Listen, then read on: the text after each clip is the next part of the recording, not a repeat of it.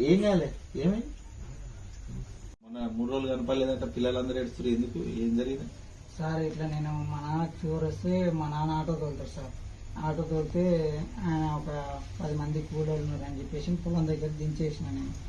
మాకు మా నాన్న తోలే ఆటోని అలా దించేసి మధ్యాహ్నం దాకా వాళ్ళతో పాటు నేను ఉండి పని చేసుకుంటే ట్రైన్ దగ్గర ఉన్నా. ఉండి ఒక అతను నాకు ఫోన్ చేసిండు. ఫోన్ చేసి పేరు చెప్పలే, ఏం చెప్పలే, నాకు ఫోన్ చేసి ఒక 10 మంది కూలీలు ఉన్నారు, వ్యవసాయ పొలం దగ్గర దించి రావాలని చెప్పేసి అని ఒక అపరిచితమైన వ్యక్తి ఫోన్ చేసింది నాకు. ఫోన్ చేస్తే నాకు తెలియదు అసలు. నాకు ఫోన్ చేస్తే రైతులాగా ఫోన్ చేస్తే నేనన్నా కదా, సరే అన్న ఒక 500 ఇస్తే వస్తాయని చెప్పేసి అని నేనన్నా. ఈ తుమ్మచెట్టు దగ్గర దించి రావాలని అంటే, సరేగా ఈ మన తుంగతుర్తి ఊర్లో ఒక 10 మంది ఉన్నారు లేబరు, దించి రావాలని చెప్పేసి అంటే వచ్చిన తర్వాత ఆటో వచ్చింది, నువ్వే నాకే అంటే నేనే అన్నా.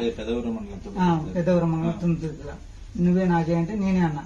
నేనంటే వచ్చిండు, ఆటోలోకి ఎక్కిన తర్వాత ఈయనే తమ్ముడు ఒక 100 మీటర్ల దూరంలో కూలోళ్ళు ఉన్నారని చెప్పేసి అంటే ముందుకు తీసుకుపోయిన తర్వాత ఆడిపోయిన తర్వాత ఇంకొక ఇద్దరు ఐడి పార్టీలు, అది ఎవరు వాళ్ళు తెలియదు, ఇద్దరు మాఫీలో వచ్చి అక్కడ ఉన్నారు, నిలబడు కాలువ దగ్గర ఉన్నారు. ఉంటే నేను ఫోన్ తీసుకొని జేబులో పెట్టుకుండు. నా బండిలో ఒక ఆటోలోకి ఎక్కినైనా జేబులో పెట్టుకున్న తర్వాత అది కాలువ వెంపటి తీసుకొని పోయి నేను చంపుతాం చేస్తాం అది ఇది అని చెప్పేసి అంటే నేను భయం అయ్యి నేను ఆటో మలుపుకొని మళ్ళీ ఊర్లోకి వచ్చేసి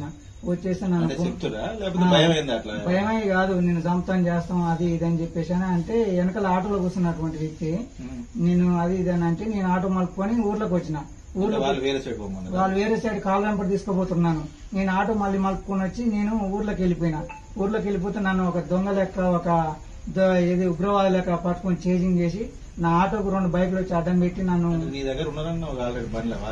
వాళ్ళు వెనకలంగా వచ్చేసి 2 బైకులు వెనకలంగా వచ్చారు. గొంతు పట్టుకొని ఆటోలో కూర్చున్నట్టు హోంగార్డు నా గొంతు పట్టుకొని వెనకలంగా ఒక 4-5 గుద్దులు గుద్ది లంజడకను ఉన్నాను, ఇట్లా అట్ట అది ఇదండి, నేను చంపుతారా చేస్తారా అది ఇదని చెప్పేసి అని గలీజ్గా వల్గర్ గా మాట్లాడి నా ఆటోకి బైక్లు అడ్డం పెట్టి నన్ను బైక్ మీద ఎత్తుకొని తీసుకుపోయారు. సాగర్ గుట్టలకి తీసుకుపోయి ఏదో చేద్దాం అనుకుంటే నేను బైక్ దిగి వెళ్ళిపోతాను.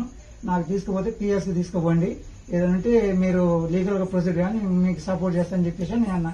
అంటే ఇది ఎమ్మెల్యే గారి ప్రోద్బలంతో ఇక్కడ ఉన్నటువంటి రెడ్డి వాళ్ళు అందరు నా మీద స్పెషల్ తీసుకొచ్చి ఇక్కడ చాలా ఇబ్బంది పెట్టి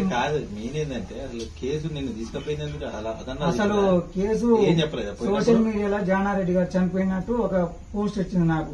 దాన్ని ఫేస్బుక్ లో పెడితే ఒక కాంగ్రెస్ పార్టీ నాయకుడు డిలీట్ చేయని చెప్పేసి ఫోన్ చేసిండు. ఫోన్ చేస్తే ఆ ఫోన్ చేసింది అయిపోయింది.